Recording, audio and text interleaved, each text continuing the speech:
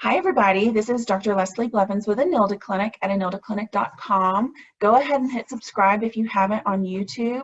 And if you're at enildaclinic.com, go ahead and sign up for the emails so that you get these learning videos in your email once a week as soon as they're released. Today, I am super excited. I have Trina Deboree. I hope I said your name correctly. Yeah, awesome. Yes. Thank you so much for being here with me. She is a 23-year educator veteran, 17 years as a teacher, and now currently a media specialist. She focuses on Makerspace, which she's going to tell you all about. It's super exciting, something I had no idea about until I met Trina.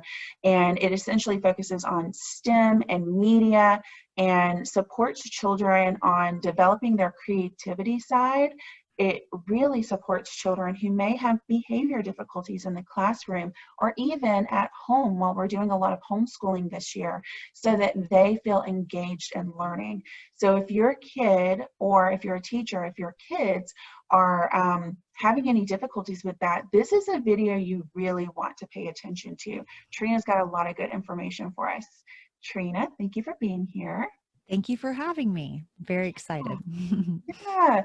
Go ahead and tell us a little bit about yourself. Okay.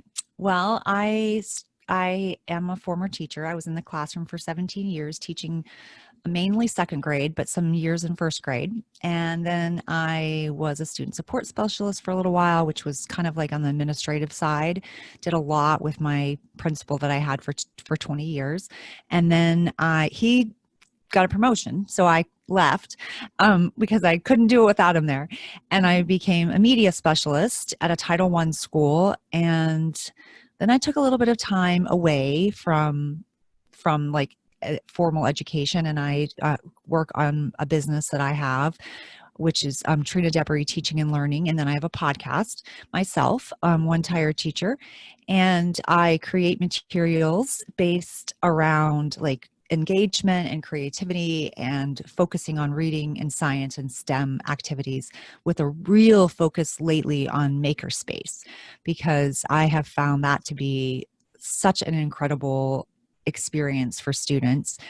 And now I'm back as the media specialist in a school, and I was a student support specialist last year where I dealt with a lot of children that had behavior issues in the classroom. The teachers would call me. It was like an all-day behavior person all day, which was not my favorite job. I do love the kids, and I really made some unbelievable connections with students and like love them. But I feel like I had a little bit different philosophy where I wanted to reshape behavior, and teachers, all teachers, but a few teachers wanted someone to come in and stop the behavior. And I know that we can't always just stop the behavior. Like usually there's a reason why this behavior is occurring. Not usually, there's always a reason that the behavior is occurring. And so if we get to that, like that's the part where we can start to see some changes when we, put some things into play to help kids. And so when I originally was a media specialist, I found out about Makerspace, which Makerspace is it's like an area. It doesn't even have to be like, there's no limitations in this. Like it's absolutely full of possibilities. So it could be in a closet, it could be in a box, it could be in a tub, it could be in a corner of your room. It can be in multiple places, and depending on your space. And it's a place where kids create and build and imagine and think, and it all depends on what kind of tools you provide. It can be something as simple as popsicle sticks and toothpicks and Play-Doh and Legos, or it can be a little more complicated, like woodworking tools, actual tools, and building. And it can be lots of technology, can be integrated in this space. And originally, well, not really originally. I think it was more, there's a lot of discussion about STEM and tying it to science and engineering standards. I definitely think it plays a huge role in engineering, like the engineering design process, where we're asking them to ask questions and plan and create, build, and like revise. And I think that it's really strong in that aspect. Sometimes I think it's a stretch for me, and when I'm trying to get all the like science and math kind of tech or standards covered. But I think that the best thing about it is that it's really getting kids thinking, like thinking critically, problem solving, and like hands-on activities that they're able to show what they know in a completely different way than other than what I feel like we're doing in a lot of schools, which is constantly testing. And so I myself have thought, well, I don't want to leave out literature, and I don't want to leave, I think like that's how my goal this year is, to get my kids to like re-fall in love with learning. I mean, at learning and reading, like reading as a passion. And so I have created these makerspace moments in literature where I've taken a story, and whatever the problem is in the story, they are creating a solution for that. And it's a very open-ended, like they don't have to, it doesn't have to look like, one thing. It can be whatever the student imagines. And then you give them, specific materials, or you give them a wide a range of materials, and they develop what they think would be an appropriate solution. And not only are they thinking deeper about the story, they're also like creating something. And some kids get stuck. They're like, well, I don't know what to do next. I don't know what the solution is. And so it gives us a chance to brainstorm and talk and like feel what that feels like when you don't have any idea what to do next. And I think that sometimes it's important to put kids in that situation where they productively struggle. And because I don't think we have enough opportunities for them to productively struggle, and then they're falling apart when they are struggling. And when we give them these opportunities to go through these situations and like to kind of fail and pick themselves back up, we're teaching them resilience and grit and determination, and just another way of looking at things. So I really have felt like these makerspace moments have been, that's also tied in literature, but it's also been something that they've been able to just really think about, and the kids have like loved them. So that's been a really exciting. And Makerspace, it can be, like I said, just such a unbelievable experience for kids. And I definitely, like you said, I do feel like you could do this with students that are struggling with their behavior. I had a student last year when I was the SSS, which is a student support specialist, that had a very difficult time like sitting for long periods of time and just getting information. And he would be on the floor making noises under his desk. He was just really struggling. He was having a hard time, and he has experienced some significant trauma. So there was lots of reasons why this behavior was occurring. And so we put together this like break system, so we would, because he ended up wanting, like acting up because he wanted me to come. So I'm like, well, let's flip the switch, and I'll be the positive reinforcement rather than like he's negatively acting out to get attention. So I went, and when he would come with me 2 times a day, and we would do Legos, and we used a box and created a house, and we like did all this makerspace type things. And that's when he really started talking, like opening up about what he was feeling and what was going on. And because it was like kind of a safe place for him to share. And that's when I was like, there's a real power in these maker spaces, more than even what's on the surface. It's like, it's this place that it can be a place where kids, go and like are able to like release some of the things that they're holding on to. Wow, this is awesome. So you said so many things that I want us to come back to and dive a little bit deeper into. And I just have to say that you are an educator after my own heart. And I'm going to continue to follow you after our interview, because you are doing amazing things. I'm just so appreciative of the work that you're doing, because you're making a difference in the world. This is Thank you. awesome. Thank A you. couple of things that really stood out to me. I love the fact that you're saying that behavior has a function, because it does. All behavior has a function. And so when a child, just to really reiterate this point, when a child has a misbehavior, that's communicating a need for that child. And so if we just want that behavior to stop, and we're not focused on giving a child a new way to communicate their need and to help them to adaptively express themselves and advocate for themselves, then we're probably doing a disservice for that child. I love the fact that you're focused on that. And it sounds like you're really supporting teachers and understanding that dynamic as well, so that they have, and you're giving them that extra set of hands so that they can better help students to do that. Even the teachers that already know these things, right? Like they don't have 50 hands to be able to do that and all the hours of the day to be able to teach their kids that. So I just love, though, that that is the approach that Makerspace is able to do, is to help children with those social emotional skills and also that deep critical thinking that, to be fair, in the US schools, I think that's a big criticism, is that we're only focused on remembering facts. Yes. And we don't get to do the critical thinking. And so that's my next big reflection is, I love that you called it, what was it? Productive struggle, productive struggle. I love that so much. I love that so much. One of the things that I often encounter whenever I'm doing play therapy or teaching a parent to do play therapy with their kid is not just helping the child to learn how to accept and engage in distressing emotions in order to move towards their values, but to help the parent to also accept their own distressing emotions when they see their child distressed. Yes. And so understanding that frustration and even having a failure on the pathway to achieving success, those emotions are valuable. They're teaching us things. And I just love it. Just love all of it. So let's kind of dive into maybe a specific part of this. You've talked about a kid who really had a trauma history and how it emotionally helped him to open up. And we know that in therapy world, that happens all the time. What about, let's go into the critical thinking piece.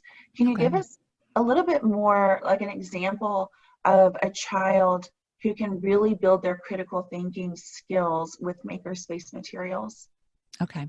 Well, and mainly I keep wanting to take it back to literature. I mean, obviously, if you were doing any kind of STEM activity, if you were doing a science concept and you were having them develop like even catapults or something like that, and they had to determine how they were going to get a pumpkin because it's that time of year, to go across, fly across something, like they're having to think about like how much resistance they need, what kind of like device they need to create. So they're thinking about it in that way that if you were just telling them about that they may not get, they may not understand. So they have to think about it on this other level. I often think, like I said, with the literature tie-in, I feel like when, like, even something as open-ended as, like, I recently read a book, What Do You Do with a Chance, which is written by Kobe Yamada, who I love. I got to interview him last week and I'm still like on cloud nine about it. Yes, he's just an incredible person, an author, and his books are so thought-provoking for students and like very centered around like, growth mindset and and productive failure.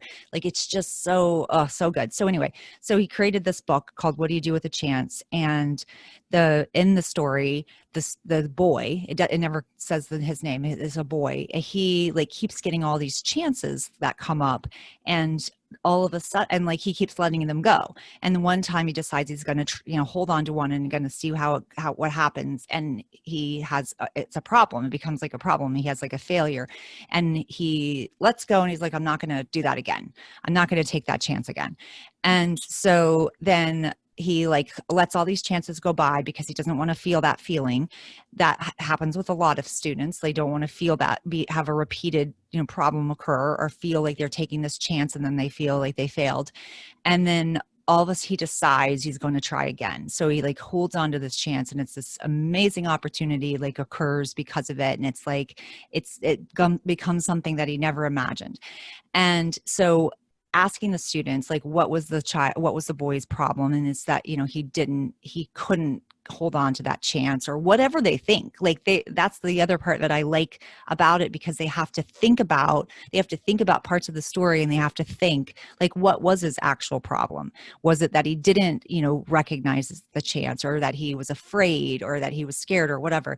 And then they have to create a solution. And so watching them, it was like some kids were one kid created this net because he was going to like try to capture a chance. And I didn't even understand at first. I was like, well, tell me about this.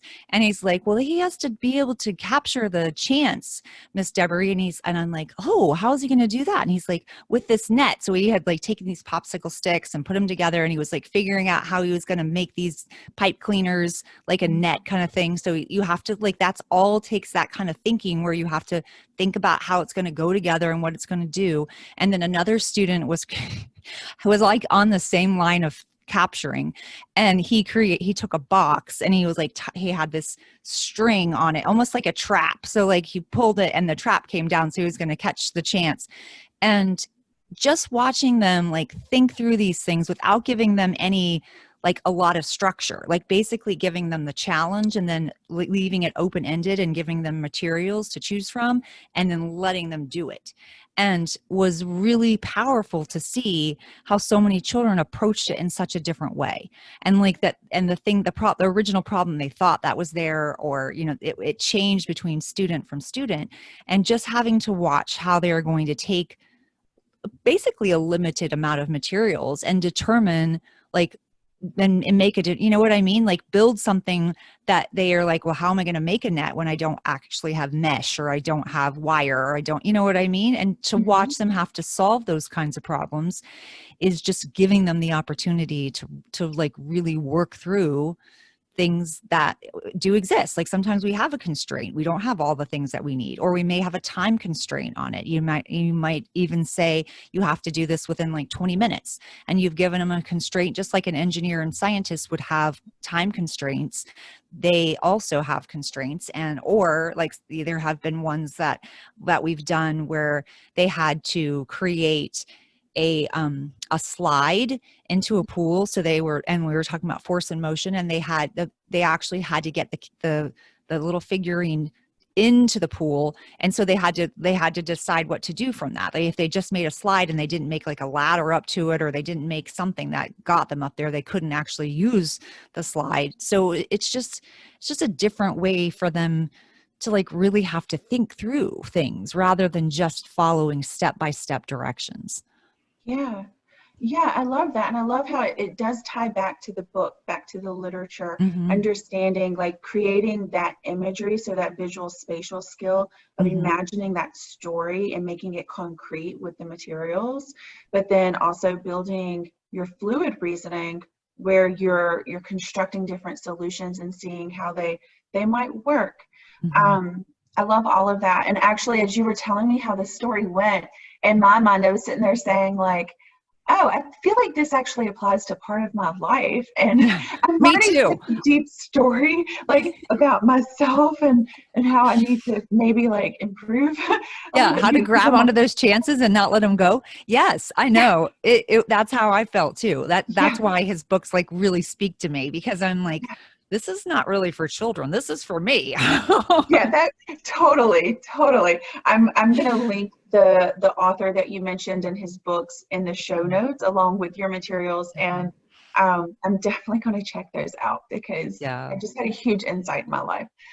No, it's real. And one of the things he says in the book, one of the lines, and I can't remember exactly, but it's like, I'm going to let my excitement be bigger than my fear.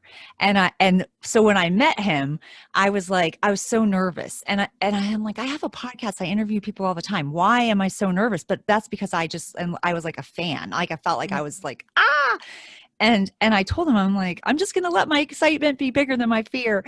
And I was like a line from his story, because it's true though. And like, I really think children need to hear those kinds of messages on a Mhm. regular basis, so that they can see, first of all, it's okay to be scared, and that we need to recognize that we are like fearful of things. And like, what do? We do it scared. It's okay to do it Yeah. scared. Yeah. So Yeah, I love that. I love that. Oh my goodness. So tell me a little bit how you're supporting teachers with Makerspace. Okay. So, like I said, I was a student support specialist last year. And I think it's interesting that you say that I was probably a support and extra hands. And I didn't really feel that way. To tell you Really? the truth, yes, I did feel like I was making a difference with kids because the kids were talking to me a lot and asking to talk to me. And like, I felt more like I was like a counselor rather than like a disciplinarian. And I think that's where I didn't feel like I was helpful to teachers because I think sometimes, and I don't want to say that for all teachers because I know there's so many wonderful, wonderful teachers. I think sometimes when you're in the midst of like what's even happening right now, we're teaching in the middle of a pandemic and we are getting some crazy expectations put on educators, and then having someone come into your class that might be new and is disrupting the whole environment. I think it's hard not to be like, help, like just remove this person and get them out of here. And I understand that feeling because I know that there's been times in my career where I've been like, oh my goodness, I don't know how am I going to handle this. I actually have a student that I needed to go to counseling. I went to counseling partly because I needed to discuss the fact that because I've never have felt like I couldn't reach a kid, never. And in all those years of being in the classroom, I always felt like I loved every single student and I was going to reach them no matter what. But this one person I had a really hard time with. And I'm like, There, that is the bravest thing, the most vulnerable thing that I have ever heard. And I just want to make sure that we don't glaze over that you went to counseling in order to ensure that you had a connection with every single student you had, and there was this one student, and you wanted to make sure that you could have that connection.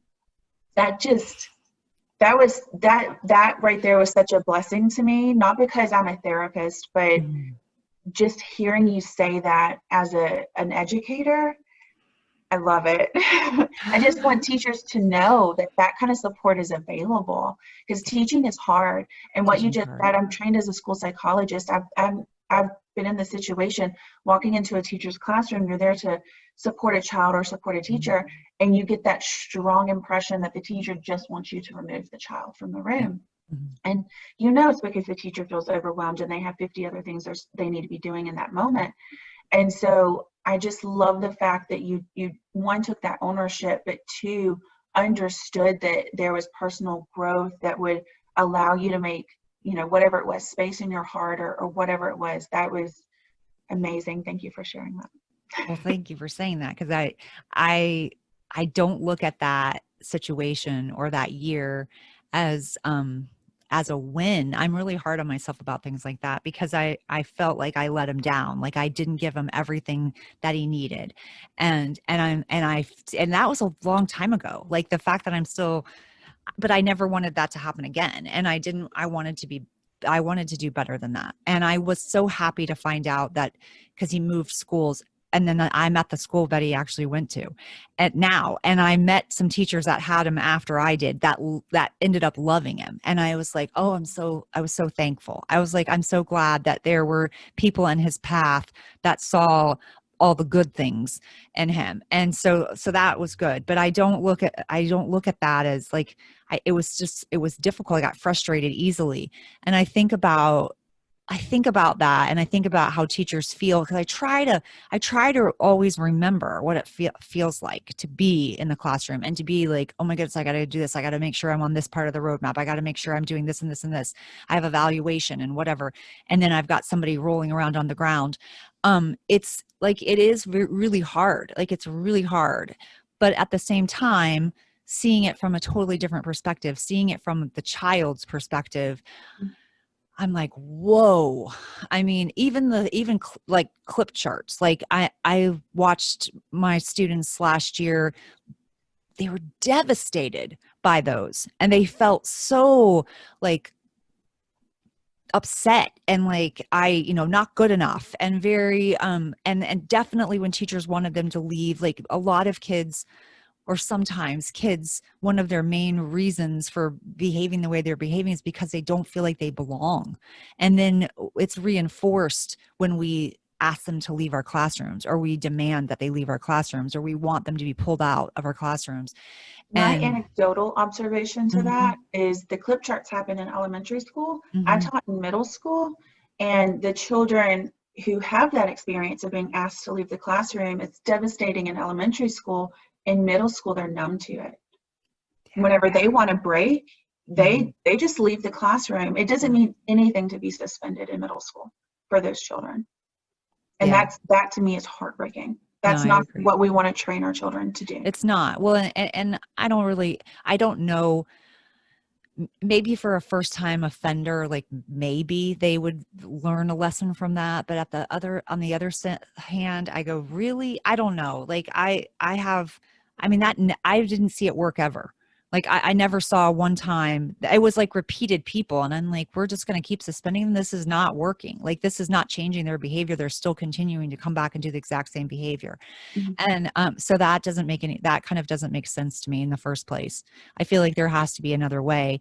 And if they're constantly feeling like they don't belong, and that people don't care about them, or that they're easily discarded, and then we reinforce that, we're not that behavior is not going to change. It's going to continue to be, and they're going to push boundaries because they need to know, are you going to kick me out? Are you going to leave, like not want me around? Like, Mhm. is there any kind of behavior that I can do that you're no longer going to care? Right. And so they'll push those limits to see. And I think that's really sad. I think there has to Mhm. be some other ways.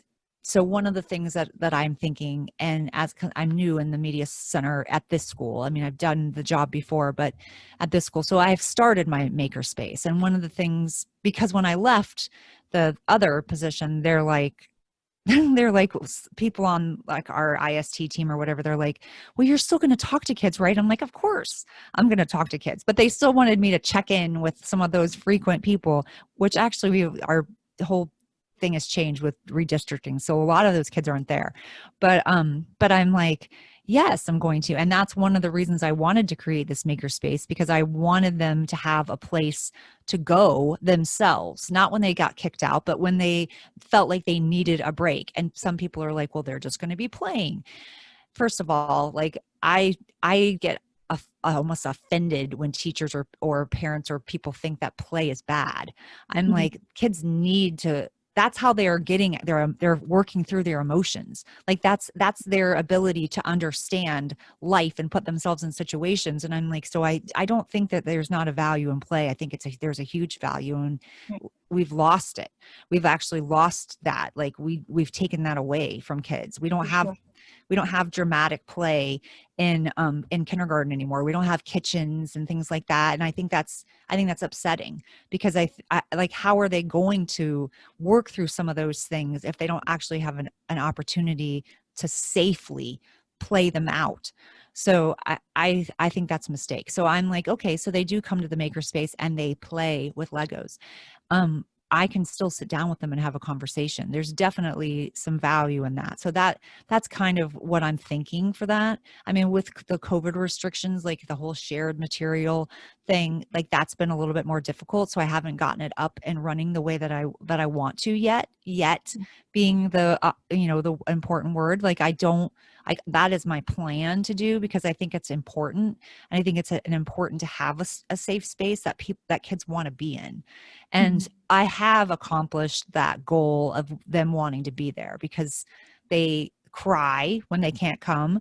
They ask to come on a regular basis. So I feel really good about that part. They want to be in that space, and not even the makerspace, just in the media center. Mhm. And I'm like, I think that that's really important. I think Yeah. we want kids to want to be in school. They're going to learn so much more when we have met all of their basic needs. Like that has to be done before they can even learn. That is so true. And I feel like we put a lot of the societal social needs on schools, which is Mhm, unfortunate. mhm, And I think if we don't meet them, then kids can't learn. yeah. And it's kind of, we're in this situation where schools are like, okay, we have to get kids fed in the morning. We have some kids coming to school in the winter without jackets. And there's all these different levels of needs. And I think one that we're just starting to realize is the emotional needs. Mm-hmm. So I love the fact that you're creating this really easy way to access, that teachers and educators and parents even who are doing this stuff at home right now, a really easy way to access supporting children emotionally so that they can be in a mindset to gain in their education. Not just that, but also gain in the social emotional skills that they need as they're going through all their developmental milestones. It's amazing. Okay, I told myself that I was not going to be doing hour-long videos anymore, and I don't know what minute we're at. So I'm going to go ahead and ask you, will you tell me about the course that you have available for teachers and where people can find you? Because I don't know, maybe parents who are doing homeschooling right now might be interested as well. But where can people learn more about you, and what do you have available? Okay. Well, the course that I'm working on, it's not ready yet. Okay. It's on Makerspace. I'm focusing on that and how, like, the whys of why you need one in your classroom, why you need one in your house even, and then the how to do it, like the procedures of it and the routines and the materials that you may or may want to do. And like that whole thing, it'll be kind of a step by step so that you can actually implement this and put this in place. That's coming. That will be available in February. But you can find me and my, like, anything to do with that at Trina Deboree teachingandlearning.com. That's my website. And I have my podcast, One Tired Teacher, is actually housed on my website, but you can also find it like Apple and Google Play and Spotify and Stitcher or whatever. And then, yeah, so I love that's it. it. I am totally subscribing to your podcast. Oh, well, thank you. 100%. Consider it done. Thank you so much for chatting with me today. This has been invaluable. I will be sharing it with all of the parents I work with, and yeah, it's just amazing. Thank you so much. And Thank you. for all of the parents and teachers out there, thanks for listening, and be sure to come back next week. Remember, you can get these videos in your email. Just go to enildaclinic.com/learning and you can sign up for the email list. All right, everybody. See you later. Bye.